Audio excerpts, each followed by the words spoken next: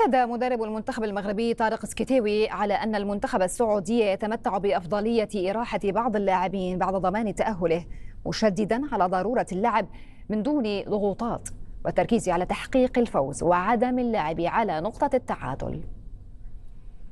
فاكيد على ان المنتخب ديال السعوديه عنده واحد لافونتاج، عنده واحد لو لوكس اللي كنا كنتمناوه حتى حنا من خلال المقابله اللي فاتت ديال سلطنه عمان. اي مدرب اي فريق في مرحله بحال اللي عند المنتخب السعودي فكتجعلوه انه يكون عنده داك الامكانيه، داك لافونتاج كيف ما ذكرت، باش انه يدير تدوير للاعبين لتفاديا للعياء. فهذا نافونتاج اللي عند السعوديه بكل صراحه كيف ما ذكرتوا، يمكن لهم انهم يستغلوه كيف ما يمكن لهم انهم ما يستغلوش. هذا كيبقى اختيار ديال المدرب ديالهم، كلها وجهه النظر ديالو، كلها وكيفاش كيشوف لا جيستيون ديال باقي المقابلات اللي جايين.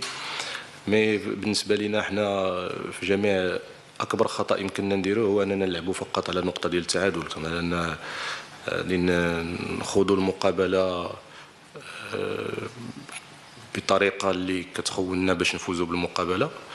كذلك غادي نخوضوا المقابله من غير ضغوطات، ان الضغوطات اللي عندنا بغض النظر على لونجو اللي كاين في المقابله فهي دائما كنقول بانها ضغوطات ايجابيه، وضغوطات كتجي من الباب ديال المسؤوليه ومن باب تشريف كره القدم الوطنيه. ما كاينش شي حاجه جديده علينا، مقابله اللي غادي تجعلنا اننا نديروا المجهودات ديالنا كامله باش اننا نظفروا بالمقابله وباش اننا نشرفوا كره القدم الوطنيه احسن تشريف.